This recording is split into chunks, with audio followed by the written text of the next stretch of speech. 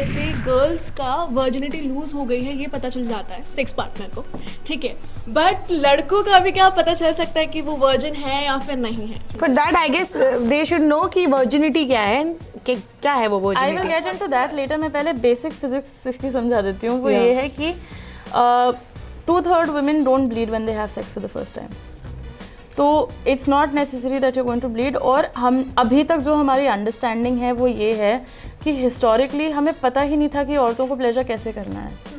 तो अक्सर ये होता था कि जो हाइमेन फटता था उसको फटना नहीं चाहिए. हाइमेन एक ढक्कन नहीं होता है, हाइमेन एक छन्नी होता है. क्योंकि अगर वो ढक्कन होता तो पीरियड ब्लड कैसे बाहर निकलता? पीरियड ब्लड भरता रहता है. एंड ये एक्चुअली मेडिकल कंडीशन होती है जिसमें हाइमन ढक्कन जैसा होता है और हमें एक्चुअली जाके इंसिजन करना पड़ता है उनके हाइमन में ताकि ब्लड बाहर निकल आए. क्योंकि 13 साल की बच्चे आती हैं, बहुत अब्डोमिनल पेन, और जब उनका एग्जामिनेशन करो तो देखो हाइमन एकदम बंद है.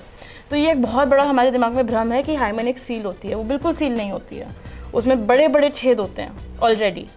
और ये छेद जो हैं, जब हम सेक्सुअली अराउज्ड होते हैं तो वजाइना नॉर्मली बंद रहता है. वजाइना की वॉल्स ऐसे, कभी भी किसी मेडिकल टेक्स्ट बुक में देखना तो वजाइना की वॉल्स को एच शेप में दिखती हैं क्योंकि वो बंद रहती हैं आपस में. जब आप सेक्सुअली अराउज्ड होते हो तो वही वॉल्स ओपन हो जाती हैं इस तरह से. जैसे पीनस में इरेक्शन बाहर की तरफ होता है वैसे वजाइना में अंदर की तरफ इरेक्शन होता है. ऐसे समझ लो, वजाइना लंबी होती है, चौड़ी हो जाती है, स्पेस बनाती है वहाँ पे ताकि पीनस आ सके. तो जब ये एक्सपैंड कर रहा है और हाइमन को आप ऐसे समझ लो कि एक रबर बैंड बना हुआ है, इसके चारों ओर छेद है उसमें ऑलरेडी. तो अभी तो ये रबर बैंड बंद है, इसमें अभी आप कुछ डालो तो रबर बैंड फटेगा. अभी इसको आप रबर बैंड भी एक्सपैंड कर जाएगा वजाइना के साथ साथ. तो if the person is adequately aroused, अगर वो अच्छे से टर्न्ड ऑन है तो ब्लीडिंग नहीं होनी चाहिए. मेरी वर्जिनिटी से सवाल है क्योंकि हाइमेनोप्लास्टी बहुत पॉपुलर है, लोग कराते हैं. तो हाइमेन सर्जरी जो होती है बेसिकली तो चलो ठीक है, कुछ लोग करा रहे हैं क्योंकि उनको कुछ मेडिकल कंडीशंस भी होती होंगी, लेकिन ऐसे भी लोग हैं हमारे इंडिया में जो लाइक शादी से पहले अपनी बेटी को ले गए होते हैं ऐसे. और इवन डॉक्टर्स भी कहते हैं कि उनके पास ऐसे पेशेंट्स आते हैं, कुछ कम्युनिटीज से आते हैं, कुछ स्पेशल ऐसे लोग आते हैं जो शादी से ठीक पहले आते हैं. तो मतलब आप इसको किस नज़र से देखती हैं, मतलब क्या आप सपोर्ट करती है फिर ऐसी सर्जरी को? मतलब अगर कोई मेरे पास इस सर्जरी के लिए आएगा तो मैं बैठा के उनको समझाऊंगी. मेरा ओपिनियन इस पे बहुत हाल में बदला है. मैंने 4 साल पहले अपना अकाउंट शुरू किया था. पिछले 2 साल में मेरा ओपिनियन बदला है क्योंकि मैं कुछ ऐसे पेशेंट से मिली जिनके लिए हाइमन होना ना होना ज़िंदगी और मौत का सवाल था. एग्जैक्टली. तो इससे पहले मुझे लगता था कि ये गलत बात है, किसी को नहीं करना चाहिए. जो हॉस्पिटल्स ये ऑफ़र करते हैं उनको बैन कर देना चाहिए. मैं कभी ऑफ़र नहीं करूँगी, ना मैं किसी अस्पताल में ऐसे काम करूँगी जो ये ऑफ़र करे.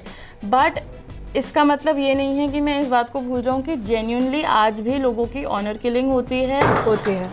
लोगों का फिज़िकल असॉल्ट, हरासमेंट, डेथ, बहुत सारी चीज़ें होती हैं जो कि सिर्फ डिवोर्स जो कि सिर्फ और सिर्फ उनके हाइमन होने ना होने पर डिपेंड करता है.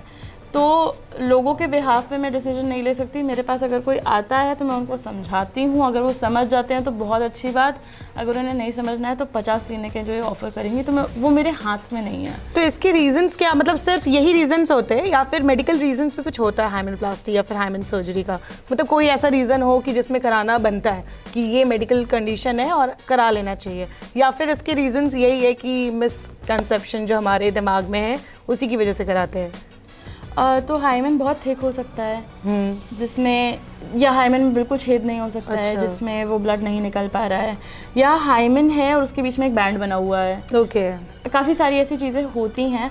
तो किसी भी मेडिकल प्रोसीजर को ऐसे आप मना नहीं कर सकते. बट सोसाइटल रीज़न के लिए कोई मेडिकल प्रोसीजर कराना इन्वेसिव मुझे doesn't sit well with me. और क्या